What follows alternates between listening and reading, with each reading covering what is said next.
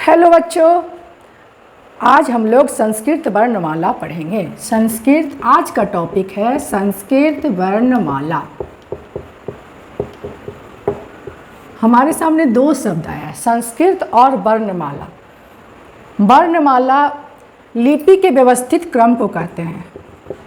लिपि के व्यवस्थित क्रम को वर्णमाला कहते हैं।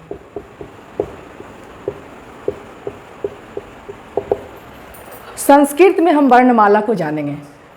लिपि जो चिन्ह होता है, ध्वनि चिन्ह जो होता है, उसके व्यवस्थित क्रम को हम वर्णमाला कहते हैं।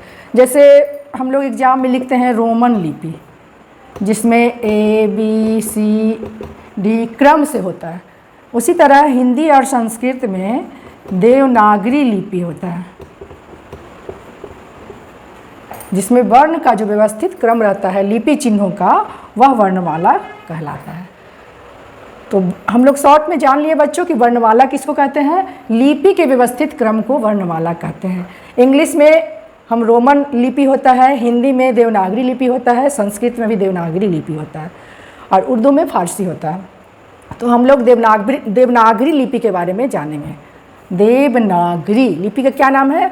देवनागरी। इसको नोट करो बच्चों। उसके बाद अब हम आते हैं वर्ण पे। वर्णमाला हम लोग जान गए, अब हम लोग वर्ण पे आएंगे।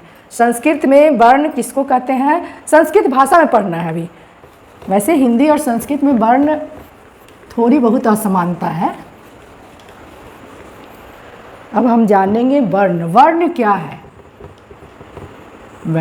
वर्ण भाषा की सबसे छोटी इकाई है। वर्ण क्या है? भाषा की सबसे छोटी इकाई है।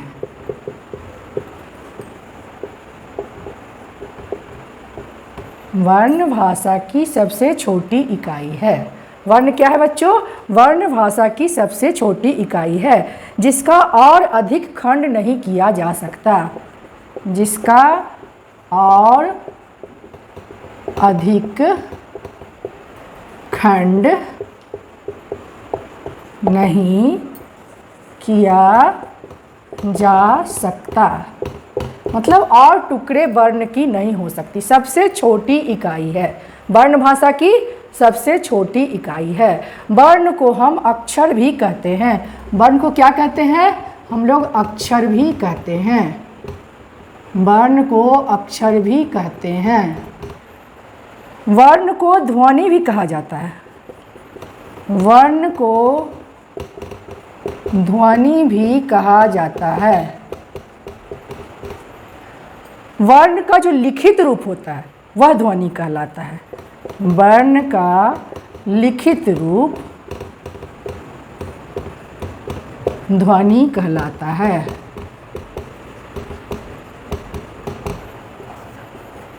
वर्ण क्या जाने हम लोग बच्चों? वर्ण को अक्षर भी कहते हैं। वर्ण भाषा की सबसे छोटी इकाई है, जिसका इससे और अधिक खंड नहीं किया जा सकता, अर्थात सूक्ष्म से सूक्ष्म है। वर्ण को हम ध्वनि भी कहते हैं। वर्ण का जो लिखित रूप होता है, ध्वनि का जो लिखित रूप होता है वह वर्ण कहलाता है।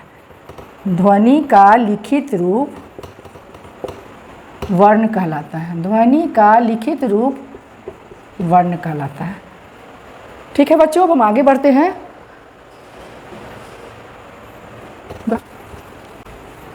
अब हम आगे की ओर बढ़ेंगे। वर्ण हम जान गए कि वर्ण किसको कहते हैं। और वर्णों का समूह जो है, वर्ण का समूह शब्द कहलाता है। क्या कहलाता है? शब्द। वर्ण का समूह जो है शब्द कहलाता है। शब्द में अगर शुप और तिंग प्रत्यय लग जाए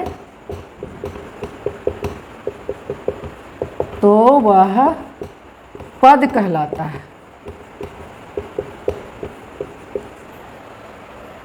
शब्द में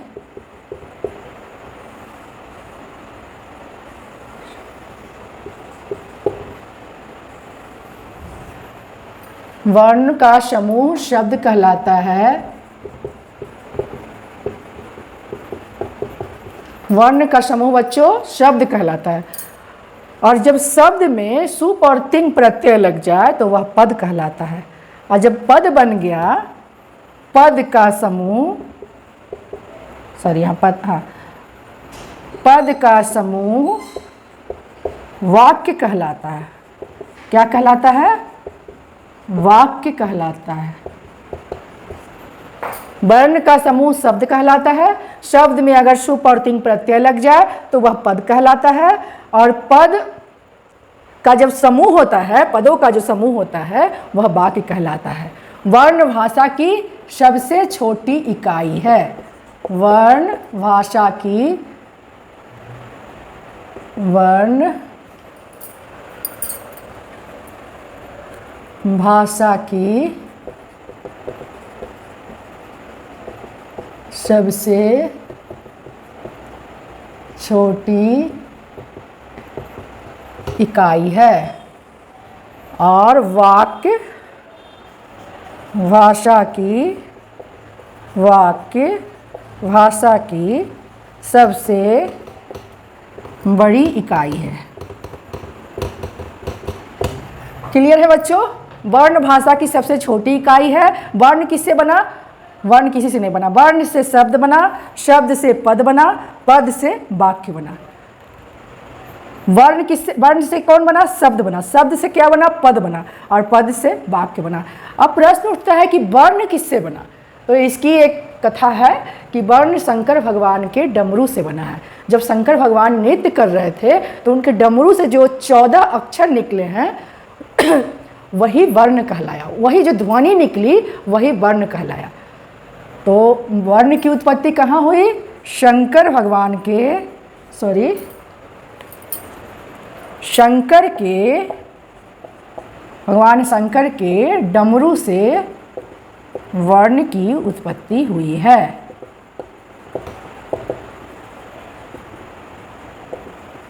भगवान शंकर जो माहेश्वर सूत्र के नाम से जाना जाता है, जो माहेश्वर सूत्र के नाम से जाना जाता है। एक बार फिर से बच्चों, वर्ण क्या है? वर्ण भाषा की सबसे छोटी इकाई है। एकदम पॉइंट वाइज है, इसको बस दिमाग में बैठा लेना है। वर्ण क्या है? वर्ण भाषा की सबसे छोटी इकाई है। ध्वनि का लिखित रूप वर्ण है। अक्षर भी वर्ण कहलाता है। वर्ण का समूह जो होता है, वर्ण सार्थक वर्ण जो होते हैं, उन वर्णों का समूह जो है शब्द कहलाता है। शब्द में अगर सुप और तिंग प्रत्यय लग जाए तो वह पद हो जाता है। और वाक्य का, पदों का समूह जो है वाक्य कहलाता है। पद का समूह वाक्य कहलाता है। वाक्य भाषा की सबसे बड़ी इकाई है और वर्ण भाषा की सबसे छोटी इकाई है। इसको ध्यान में रखना है। वाक्य किससे बना? पद से बना। पद किससे बना? शब्द से बना। शब्द किससे बना? वर्ण से बना। परंतु वर्ण कहाँ से निकला? वर्ण की उत्पत्ति कहाँ से हुई? तो माहेश्वर से हुई। माहेश्वर शंकर के डमरू से हुई। जो ध्वनि निकला जब वो नृत्य कर रहे थे, तो उनके डमरू से जो ध्वनि निकला वह वर्ण कहलाया। तो हम लोग माहेश्वर सूत्र के बारे में बाद में पढ़ेंगे। अभी हम लोग वर्ण को जानते हैं। अभी सिर्फ इतना ही जाने कि वर्ण क्या है, वर्ण किसको कहते हैं। शब्द के बारे में जान लिए, पद के बारे में जान लिए, वाक्य के बारे में जान लिए। तो क्लियर हो गया बच्चों? इसको नोट करिए। और वाक्य से भाषा की पहचान होती है। ये सब जो नोटिंग का वर्ड था वो हम मिटा दिए हैं। वर्ण,